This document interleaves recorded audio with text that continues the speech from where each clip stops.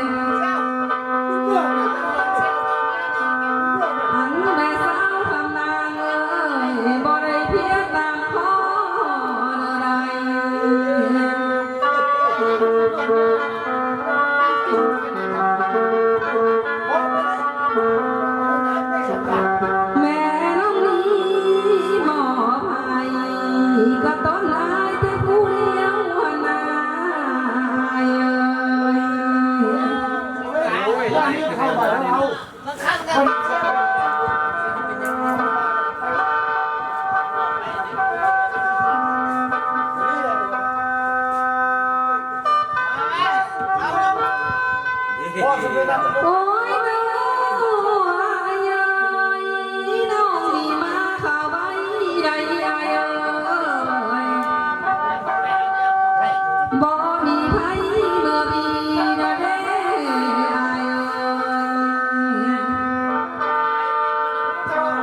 สาวคำนางยังไปสร้างเรือนดีนะบ่มีสายเมื่ออยู่นำเดิ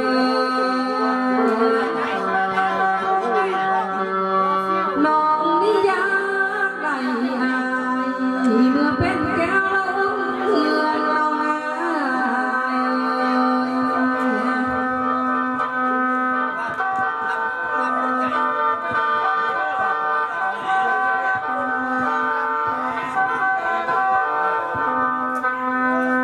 โอ้ยน้อง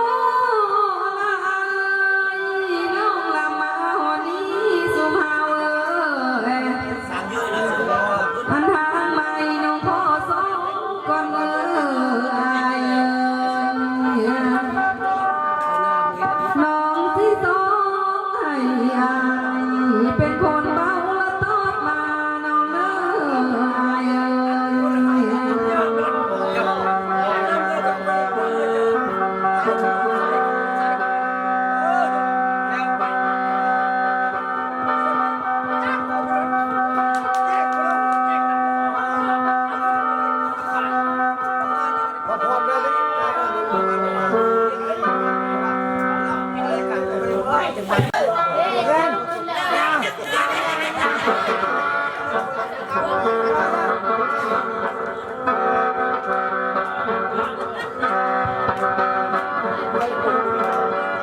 เฮ็ดม่วนประกอบส่วนแล้วเรามาหาไปไหนก็มาประกอบส่วนเด้อ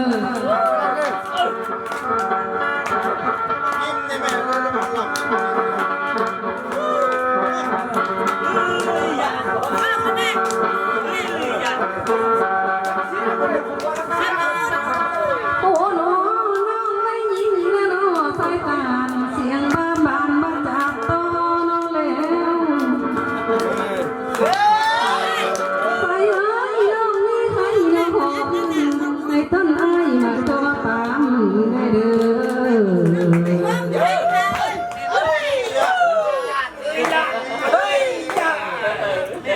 แค่มือขึ้น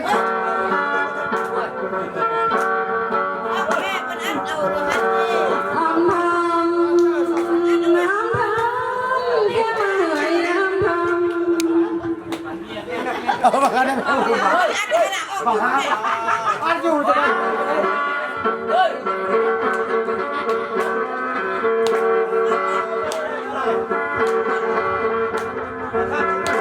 ใส่เอ้ยน้องนี่เป็นละน้องมีหนังคือผัวหามา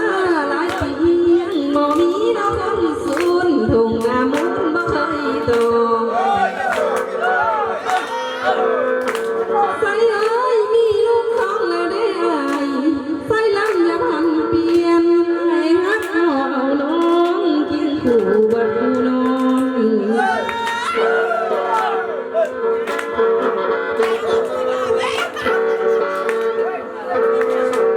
ใส่เอ้ยกันให้ฮักเอาน้องแท้ให้บอกแม่อย่าเว้าหลายได้น้องพี่สายเอ้ย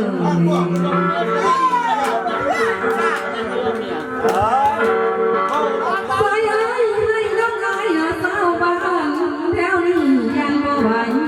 บ่น้อ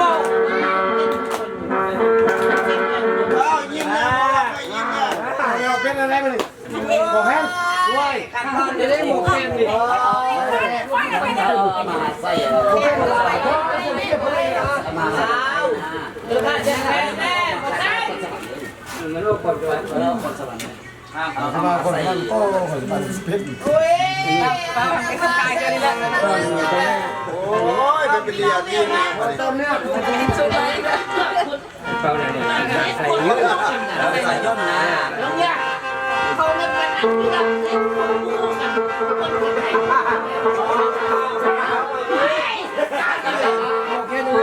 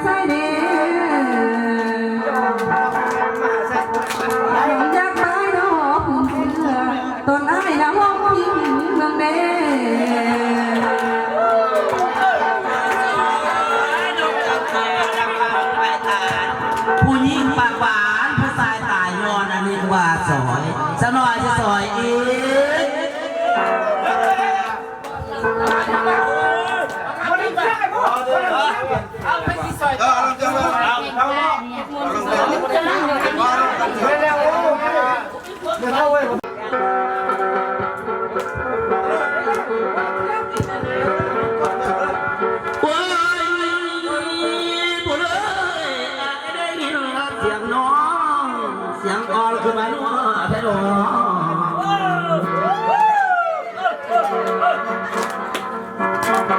คำเอ้ยใส่ได้ยินเสียงหัว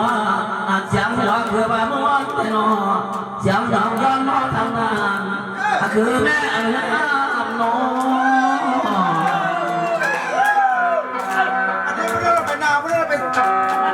น้ำเอ้ย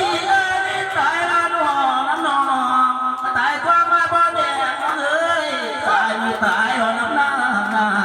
ตายซาแข็งตายพอจมบุญเอ้ยตายเอาหัวนอนเย็นตายเอาตีนรถจมน้ำอันพอได้อันสมเย็นแล้วนะ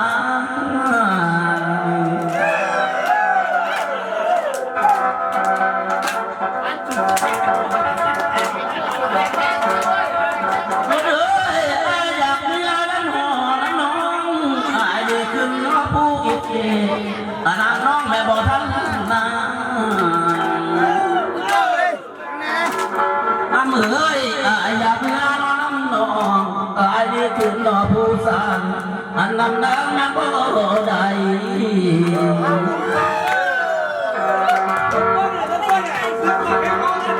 มึงแล้วอายดีขึ้นนอไปไหมอายดีขึ้นนอไปไหมเชิญสักน้ำเมื่อเด้อ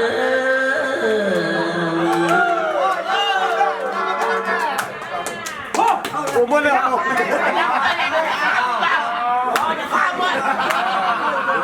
้วมันพาหมดเลยมันพาดั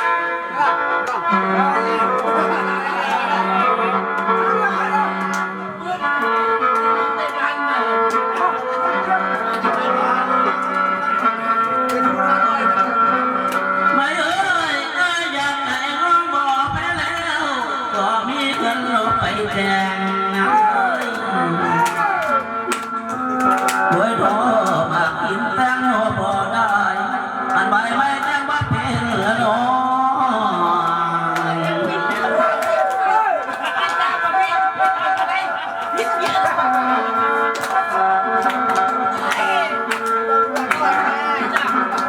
ทำเอ้ย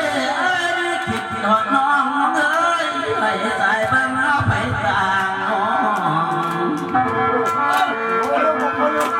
ต่อยเพิ่งไปต่างก็คือแต่หน้าหูตาทำบ่แม่นอคือแต่สองนอไปแก้มอันหัวยามมันบอกคือดี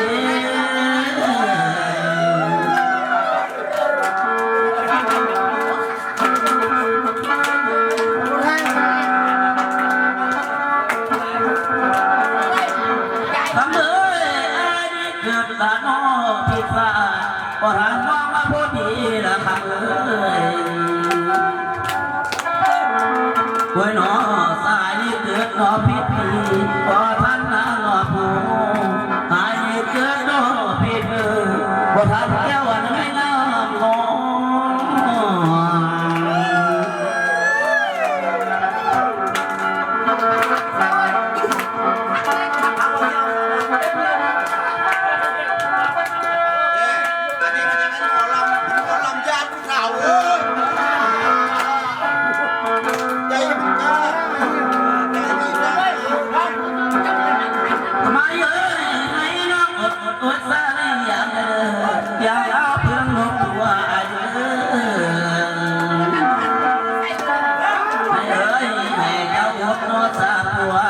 ตัวเอาเพื่อนนอนยังให้เจ้านอนสาเดียงหายอยู่ใกล้กับเขาอยู่ใกล้กับเขาเราม้วนเรามึงง่ายมากบอกมึงจะได้ม้วนอะไรเขาเนาะมันม้วนดังนั่งใกล้แล้วนั่งใกล้เดียวเสียวเอาไปได้มาคัน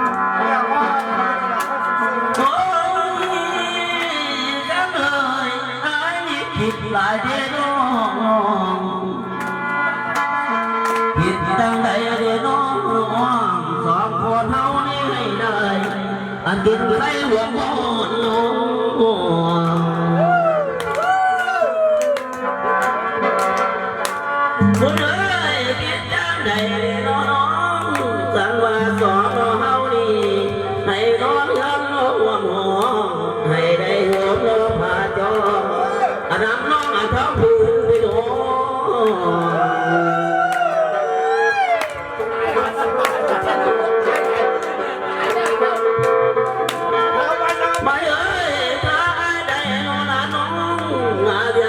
ตัวเงินอายบ่าวใส่ลันคือสิ่งใหญ่หนอนางคนเอ๋ยถ้าอายได้โนนาน้องมาเลี้ยงไก่สิ่งอันนั้นคือสิ่งดีนางเอ๋ย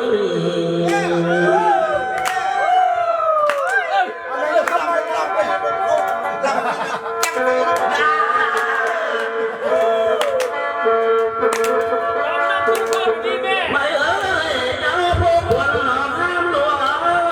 เจ้าผัวให้สมเผาได้เด้อยันนี้อย่าตัวสมน้องเผาน้องไปนะผมสิยังจะแล้ว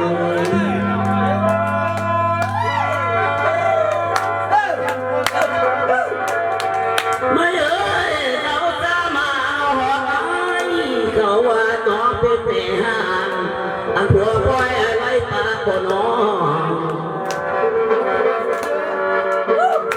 ไม่เอ่ยผัวบ่ยิ้มน้อโดนดีอันตาน้ำให้เป็นหาง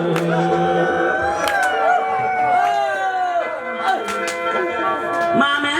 เชิญน้องมาอย่างแรกสิเพียงผีบ่ไหลอยู่หรือไม่เด้อไปสอกหูโดนต่างบ้านก็ยังสิได้อันหวงทิ้งเจ้าใด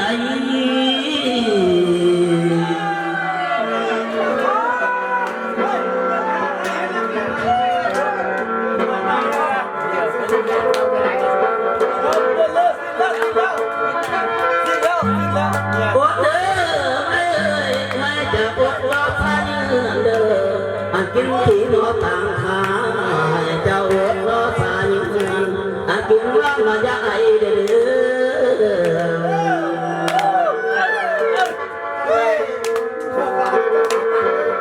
น้องเอ๋ยเจ้าจะป่าเด้อไอ้ไว้อาการให้เป็นเนื้อขาหน้าไม่เอ๋ยเจ้าจะป่าน้องไอ้ไว้อาการหน้าเป็นเนื้อแห้งเจ้าจะป่าเด้อได้เลยอาการแก่สิเป็นเนื้อป่าได้ได้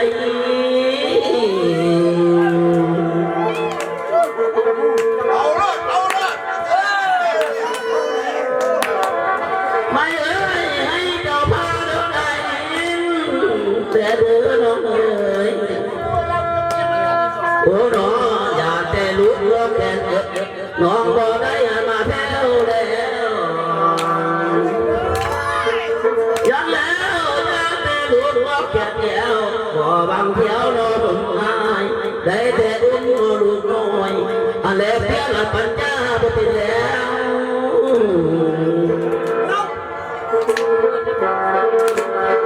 วันนี้